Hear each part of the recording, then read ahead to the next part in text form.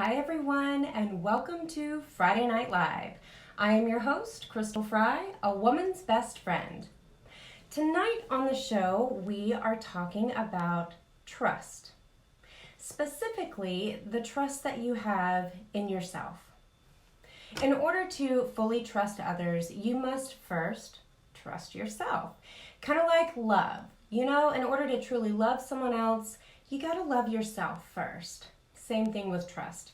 So if you want to trust someone else, you've got to trust yourself first. So tonight, we're going to talk about the state of your trust relationship with you. And I'm going to give you 3 things that you can do to build trust within yourself. So let's jump right in. Do you really trust yourself? That's an interesting question. I did a poll earlier this week and got some responses back on it, and for the most part, people answer yes. But I challenge you to really think about that before you answer. Before you just pop off and say, yes, of course, I trust myself. I want you to think about that.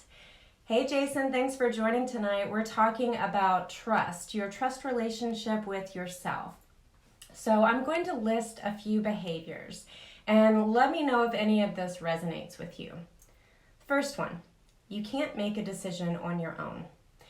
You need a committee, like a full force. You need a complete group of other people to decide how short you're going to cut your hair, what color you're going to paint your walls, or any other decision that you're making in your life. Now, don't misunderstand me. I'm not talking about seeking other people's thoughts, other people's opinions before you make a decision. It's natural for us to ask one of our friends what they think about X, Y, or Z. It's natural to say, hey, you know what? I'm kind of thinking about doing this differently. What do you think about that? There's a big difference between seeking the opinion of someone that you know and trust and not being able to make a decision without someone else's input. Not being able to make a decision on your own without other people, without a group of people. So that's one thing right there to think of. If you find yourself in a situation where you're never the one who makes a decision, you always have to have other people around you in order to decide anything, that's a clue right there that maybe that level of trust with yourself is not quite as high as you thought it was. Second behavior I'm going to share with you. You don't stick with the decision that you've made. So you've made up your mind. Yes! Oh, wait. Never mind. No. Maybe that's not the right decision. Maybe it is. Oh my gosh. Ever find yourself in that place where you've made a decision, hooray, and then you go back on it, or you don't know, or you're faced with so much uncertainty about the decision that you just made that you've just unmade that decision, and now you're going in a different direction, or worse yet, you're stuck and you're going in no direction at all. So when you're not able to stick with that decision that you've made, and again, this is not the case of making a decision, following through on it, and then seeing that, maybe this isn't quite the path I wanted to be on. Maybe this isn't quite going the way that I had thought that it, was going to go, and we need to course correct. That's not what we're talking about here. What we're talking about here is flip-flopping. We're talking about, yes, I'm going to do this because this is exactly, what I feel like I need. And then 30 seconds later, no, it's not, because I don't need that in my life. Think about, I don't want to bring up dieting and food and things like that, but food is always an easy topic for me, and choices, and I can relate a lot of things to food. I like food. Food is fun in its own, fun world. But we're talking about being able to actually make a decision and stick with it. Good, bad, right, or wrong. Yes, you may have to course correct, but this is your decision. You've made it. Now stick with it. If that is a place where you struggle, your level of self-trust might not be where you think it is. You might need to work on that. That might be an area for improvement. The next one, you don't try new things. You never step one single foot outside of your comfort zone. You may think about it. You may even fantasize about it. What would it be like to move to a new city? Or maybe take a poetry class? Or paint my fingernails electric purple? You fill in the blank here with whatever you want.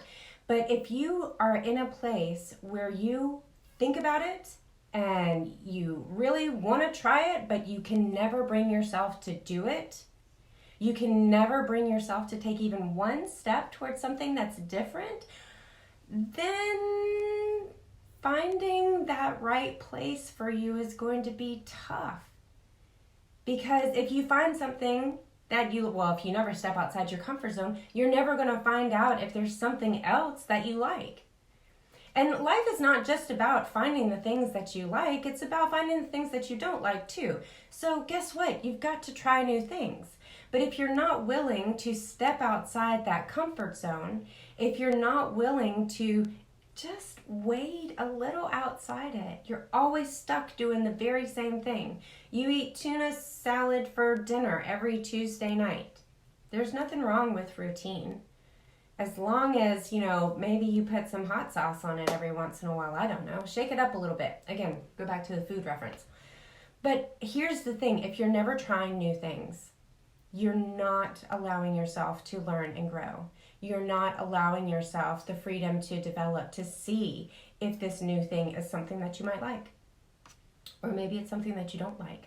Like I said, life's not just about figuring out what you like. Sometimes it's about finding what you don't like and what you would prefer to never do again. And that's fine. But if you're not taking any steps outside, if you're never trying new things, it's because you don't trust yourself enough to step outside of that box, to step outside of that comfort zone. So the last behavior that I'm going to give you to kind of look inside yourself and see whether or not your level of self-trust really is as high as you thought it was. So we went over making a decision on your own. If you're not able to make a decision on your own, if you need a committee, if you're not able to stick with the decision that you've made, and never trying new things. Those are some red flags there where you might need to reevaluate what you feel your level of self-trust is. This last one, you're spending a lot of time comparing yourself to others. Now, I'm just going to come to this one, and I'm going to bring a quote from Jen Sincero, who is author of the You Are a Badass and You Are a Badass at Making Money books. She's a #1 New York Times best-selling author, phenomenal. She has a fantastic story. If you haven't been exposed to her yet, if you haven't read her book, read it and read her story, because it is quite inspiring. But here's her quote, one of many. Here's the one I want to share with you. You are the only you that will ever be. You're kind of a big deal. Let that sink in for just a second. Because as we're talking about you spending a lot of time comparing yourself to others, when you're doing that, when you're spending time looking at what they have, what they look like, what their family looks like, their job, their career, their success, you are effectively diminishing the wonderful, glorious creature that you are. Because you're spending so much time paying attention to them, you're not spending any of that time looking and seeing how great you are, how amazing you are, how awesome you are. And what that does when you're constantly comparing yourself to others, that is a sure way to lower your self-image, to lower your self-esteem, which in turn lowers how much you trust yourself. It's very psychological. Trust is a very, very psychological thing. And if you are spending all of your time thinking that somebody over there, that Nancy, Susie, Bobby, Billy, whoever it is that's over there, is so much better than you in so many other ways, You're not turning around and telling yourself, oh, well, they're super and they're great, but I'm super and I'm great too. No, that's not what you're doing. You're saying, oh, well, they're super and they're great and I'm not. And if I'm not, why would I trust myself? So, if any of that struck a nerve, if any of those 4 behaviors that I just went over struck a nerve, if any of it made you uncomfortable, not to worry. The beauty of learning and growing is that you can accept that you don't always know everything, even about yourself. That's part of the self-discovery process, hence the term self-discovery. You find out new things about yourself. If you listened to those 4 points and you decided, maybe I don't trust myself as much as I thought I did, I'm going to share 3 things that will help you build trust with yourself. So, number 1, be authentic. Be yourself. I'll reference that Jen Sincero quote again.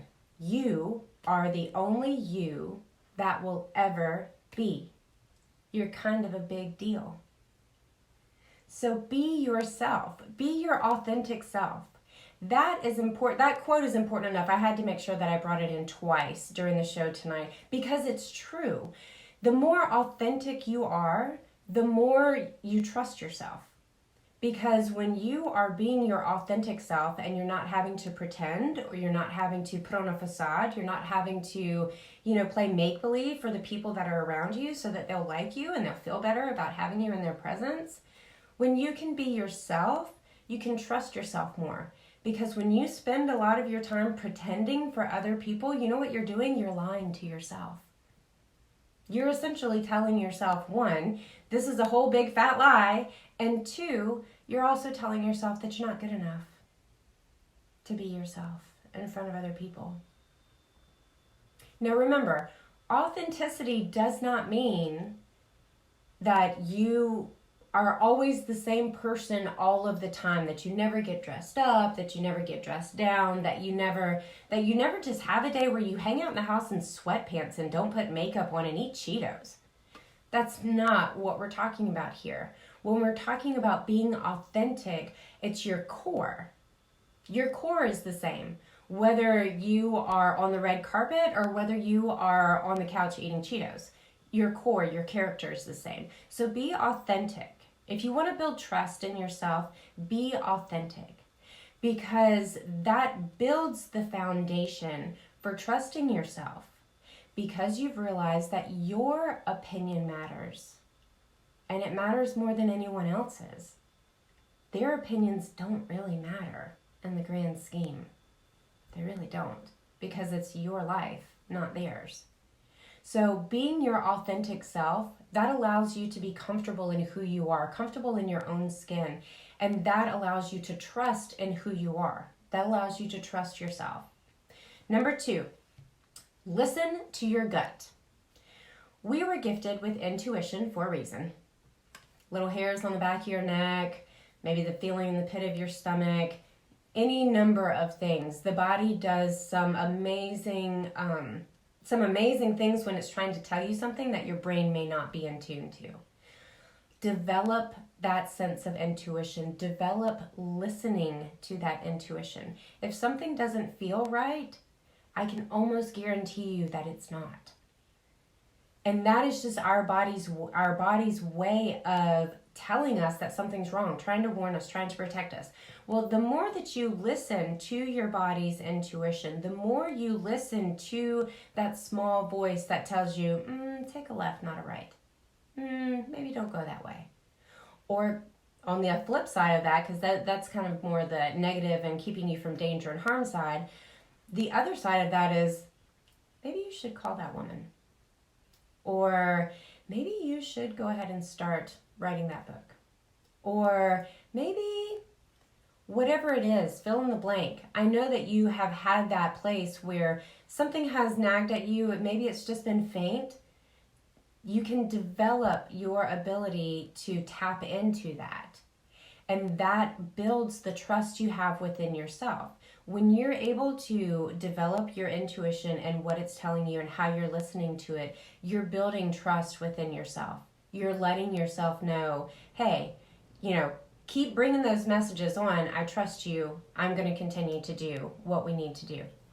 The third one, and this really, outside of being yourself and being authentic, this one really, really on a very practical level, I think is very important. Keep your promises to yourself. This one is very critical, like I said, in a very practical way, because you may not even realize, you may think it doesn't matter, oh, I told myself that I was going to go to the gym today, but you know what, I'm tired and I don't feel like it, and whatever, I want to go to bed. So what does it matter, right? You didn't make a promise to anyone else, you promised yourself. What does it matter? Oh my gosh, you guys, that is the promise that matters the most. Because again, it's yourself, it's your life, and if you are not willing to keep promises to yourself, what makes you think that you're going to be super great at keeping promises to other people? If you're not able to do that with you, what makes you think that you're going to be an expert doing it with anyone else? So when you make promises to yourself, even if it is something small, even if it is, I'm going to walk around the block 3 times today. Do it, or don't make the promise in the first place. If you're going to make a promise to yourself, go through with it. Make sure that you stick to it. And this one takes work, especially if you're in a place where you've not always kept promises to yourself, where you make them and break them and it's really no big deal. Doesn't really matter to you. It does. It matters a great deal. It matters in your ability to actually trust yourself. So take them one step at a time. Every promise that you make, pay attention to it, follow through with it. Give yourself grace, because again, we're not perfect, we're human, we make mistakes. Give yourself some grace, allow yourself some room to mess up, but go right back to it. So those 3 things to help you build trust. 1, be yourself, be authentic. Hi, Billy. Thanks for joining. Thanks for watching tonight. 2, listen to your gut, follow your intuition. And 3, keep your promises to yourself. The promises you make to yourself, keep them.